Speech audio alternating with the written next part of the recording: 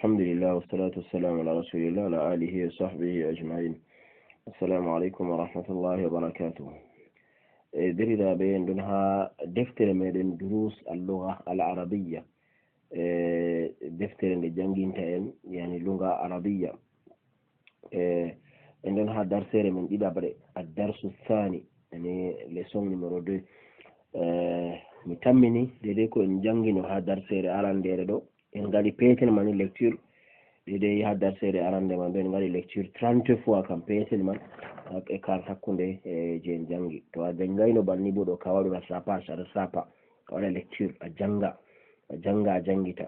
e bo kalimaji man do ni wona a wari ha mabbiti page 12 ha deftere man do ha deuxième dars yani darsu sani ad-darsu sani do ka bawigo yo darsere arandere kado kam ko sali ha darsere arande ka paddo na hore ma a andi ko en biya ton pat a jangi to do be manon a wa'ititta be manon wato hande a ikititta lunga arabiya to darsu sani ad-darsu sani hande bo en jangan ko be biyata zalika yani ko sali no kam dum pronom demonstratif nga en jangina haza to hande bo zalika fu dum ismu ishara kayum fu zalika mando amma ko sendiri dum be haza kam zalika kam ta sappan hunde dayinde ko ma hunde so dum mari valeur machine to adi sappugo nde do a sappan be zalika bana jawmirawi zalikal kitabu Qur'an ka don hakkunde men don ha yeso men amma jawmirawi zalikal kitabu heba holla daraja mare on nda dum hunde badinde amma jawmirawo sappi be pronom je wato hande hollata dum dayido to do ba vi goyo dum wato hunde teddunde on Qur'an do to zalika do dum sappugo kayum fu dum pronom demonstrative bari en jangino ko sali man do dum ge sappugo to amma zalika ko seni dum be hada en bi do sappa hunde dayinde to hunde do dayi do sappa wi ha zalika non bala masala wi hada baitun wa zalika masjidun masala wi nda do sare e toya bo yani dum julurde to do balnin kadi nden dartere man do fuddiri dum be yamol yani ma zalika en non no andino en bino maado dum question ngal amma dum to a jaman objet kuje de wala yonki to a jaman to a hutumiran ma zalika to dum goddo no mi wiyan no man zalika banan jangina to man haza to ma zalika bayi goyo to yabo hatto do dum dume zalika najmun hatto man do dum horre yani najmun dum étoile ko mbiyata horre to hadha masjidun na laari o do desini julurde o desini bo saare ha yeso man o wi hadha masjidun do julurde wa dhalika baitun hato bo dum saare ayi hato dhalika do hunde o sappi hunde dayinde wa dhalika baitun da hato bo saare ayi dum don julurde do badi saare bo do dayi en o sappi banni man do to en kalima masjid kam en sali no kalima man kalima najmun en sali kalima baitun en sali pat en jangino dum ha ko sali no to sirri repetugo kalimaji man lornitgo kalimaji man do ngam heba di bedda jodugo to ta yi'u ngam kalimaji en do repeta do an bo a jangata a tiida a wada dum nasta hore ma to a do wada banni kam do kam yake fere o tammi accugo kalimaji man don a tawan wato hande a majji to nden bo a tawan yo kalimaji fu yake fere to o don mata kalimaji fere bo o hoykina ha masde man imma o usta masde gotel masde didi a kalima lima tawa kalima no matata to kalima to waddi kalima wande didi nde tati ni chaddum fere o mata kalima man to o wiyata hadha hisanun wa dhalika himarun hadha hisanun ndado puccu wa dhalika himarun daje hatto bo dum wamde himar yani lafzan bi ha yani himar ngam tawi khimar dum hande fere yani khimar do dum suddare masalan banawiya yani to suddare goddo yani be biya khimar to amma nde tobbaka do wadi himar yani himar bo dum wamde hada hisanun wa dhalika himaru yani ndado puccu e toya bo dum wamde adhalika kalbun la dhalika qittun adhalika kalbun la dhalika qittun aado bo en jangino ha ko sale kayen fu dum don der question ji aado baygo est-ce que masalan bana yi'a bana yelika ɗo azalika kalbun da hatto maɗo ɗum wato hande ɓosaru na la ko sai jaabi kai zalika qittun ɗo man ɗo ɗum patiru. ma zalika sarirun, ma zalika to hatto ɗo ɗum ɗume, ma zalika sarirun en yalino kalima man en mbino kalima man ɗo sarirun ɗo ɗum leeso. to en ɗo yi'a ha page je suivant ɗo ɗon bana wangai boɗɗum ni ɗo ɗo ma ɗum tableau on, ɓikkoy jangoɓe ɗo joɗi ha dow koromje maître bo ɗon ha tableau je yeso man ɗo bo ɗum imam oɗo ardi himɓe ɗo jula ɓawo mako. to wiyata man hadha wa man zalika, man hadha wa man zalika,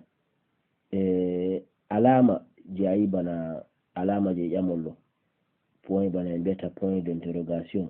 kanjum ɓe ɗo ƴona ɗum be arabiya alamatu istifham, alamatu istifham ɗo a mala ɗum banni. to ɓe mbi alamatu istifham ɓayugo point d'interrogation, to bana point bo ɓe wi'a nukta tawi nukta ɗo ɓayugo point.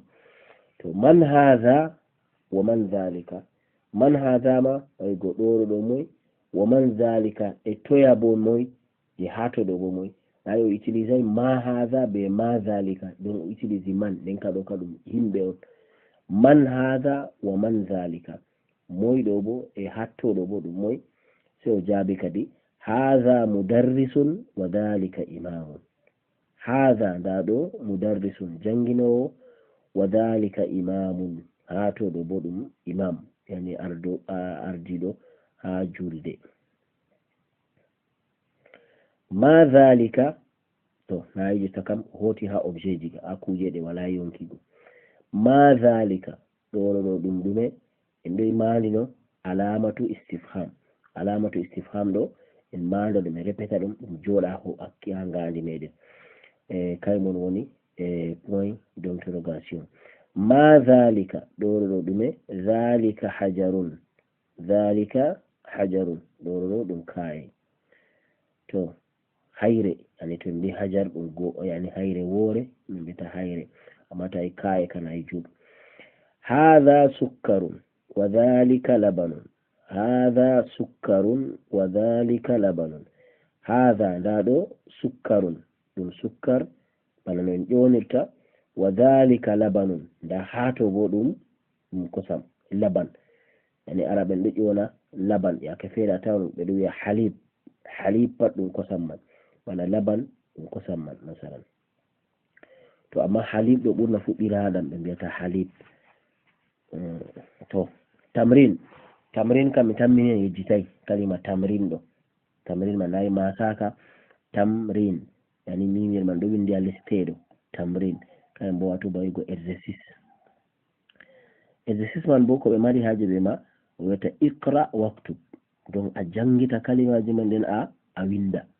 donc ɗo tayni ya wato hande en wawi ɗum koyi ɗum la en jangan nden no en recopier ɗum en heɓa kaye recopier ɗum. iqra waktub hadha sukkarun wa dhalika labanun, en ɗon mbiya tum hala numéroji ɗo en manda lambaji ɗo 1 2 3 4 en manda ɗum nafanen ngam andi bana hano en jangirta ha whatsapp ɗo foti en tammi waɗugo hurufji inchallah no goɗɗo heftirta de 1 à 10 dow to ɓuri, no goɗɗo windirta ɗum be lettre, no goɗɗo windirta ɗum be chiffre ji pat en tammi waɗugo inchallah seɗɗa seɗɗa ni. hadha sukkarun wa dhalika labanun ɗo kana en yeccino ma'ana man, sukkar laban en andi. man dhalika on ta lorti ɓawa heftan man dhalika mawigo ɗo toya hato ɗo ɗum moyjo, dhalika imamun en yani kalima man. ha lamba tati adhalika qittun la dhalika kalbun, adhalika qittun la dhalika kalbun, donc ta waɗa waɗa lecture ba waɗa be rythme yani holla ɗo ɗum question on, adhalika qittun la dhalika kalbun, en ɗo yi'a virgule ɗon ha babal laaɗo yani adhalika qittun la yani ɓawo laman ɗo layi ɗum virgule, virgule ha arabiya ka banni a toɓɓa ngal les nden a wicca ɗum ngal dow ayi banni ɗo inditta ɓeɗata virgule ha arabiya to virgule bo ɓeɗo ƴona ɗum fasila yani fasila kay ɓe yonta virgule adhalika qittun la dhalika kalbun yani qittun en andi ɗum patiru kalbun bo ɗum gosaru ɗo ƴama kadi ɗore ɗo ɗum patiru na wi kai ɗore ɗo ɗum gosaru ma hadha hajarun ma hadha hajarun ɗore ɗo ɗum hayre alkalimat aljadida kalimaji kesi ɗi ngala wato hande wala no ha darsere arandere wato o subtanima kalimaji kesi ɗi o waddi kesi wala no ha darsere arandere ɗo to alkalimatul jadida imamun hajarun sukkarun laban ɗon ɗon kalimaji kesi ɗi o waddi to a linya darsere arande wala ɗon ɗon kalimaji kesi imam hajar sukkar laban imam en andi ɗum imam ha julurde hajar ɗum hayre sukkar kañ bo ɗum watonde sukkar bana en ƴonirta laban bo banni bana no en ƴonirta ha ɗo darsere ɗiɗabre timmi ha deftere meɗen durusul lowa en tammi hosugo darsere tatabre inchallah to jawmirawo subhanahu wa ta'ala fondi en ngam majum kadi en tiiɗa en jangita ɗo man ɗo en mbawa ɗum kala darsere nde a hoosi pat wonata a feeri darsere je warata yeeso ni wona dede darsere ko salika ko ɓe ƴamima pat a andi a wawan a heɓta to nden bo fami ɗo ɓeddana en kala kalimaji ɗi a heɓi haɗɗo pat habdu a waɗa phrase be man ko a wawata a habda holla goɗɗo masalan bana hande mudarris bana hande imam bana hajar ba sukkar ba qittun ba kalbun ba baytun masjidun kalimaji ɗiɗo a essiya yewtugo be maji a laara ko a posa question masalan wiya ma hadha masjidun ma